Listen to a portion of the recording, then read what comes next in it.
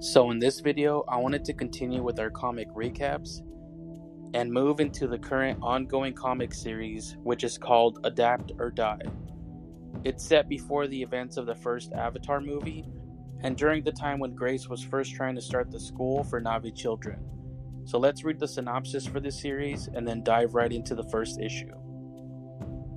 Decades into the advent of the Avatar program on Pandora, pressure to bridge the divide between human and Navi has hit a peak.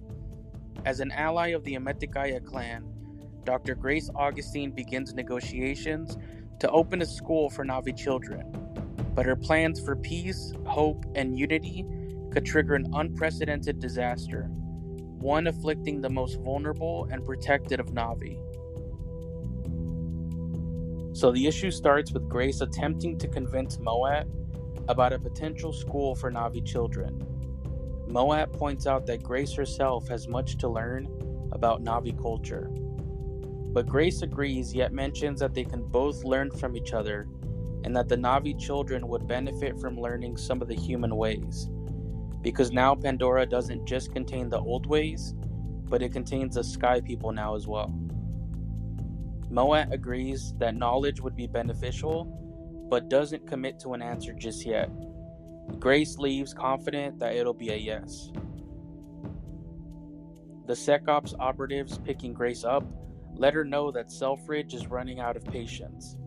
Grace explains that it takes time, but that since Avatar bodies are as old as the Navi children, it'll be mutually beneficial and will help with Avatar integration. We next get a conversation between Moat and Atu Khan. Moat reveals that her current answer would be no to the school. Atu Khan says that they must defend their way of life and their people at all costs. Yet Moat asks, what if this knowledge of the sky people is the only way to do that? She suggests asking the kids to see what they would like to do.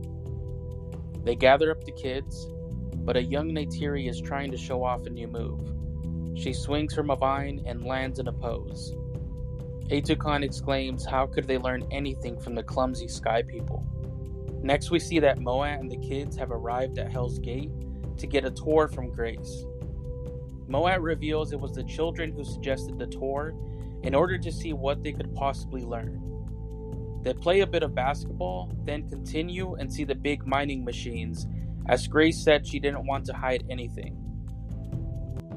Just then, Selfridge arrives and asks if the tour is over, since they need to get back to work, as Moat claims they have seen all they needed to. Back at Home Tree, Moat asks Neytiri and Silwanin what they thought, and Neytiri claims that it was interesting and they would like to learn more. Silwanin claims that they could also teach Grace so much. After thinking about it, Moat and Atu Khan reveal they have made a decision. Even though they feel uneasy, they have let the Navi children help guide the answer, and they announce they will indeed have a school. Just then, different Navi parents arrive with their kids, showing that they are feeling sick, one of those being Ateo with his son Sute. They all started feeling sick around the time of the tour with Grace. The issue ends with Atu Khan claiming the humans had their children as guests, only to poison them. So that's our recap of the first issue in the Adapt or Die comic series.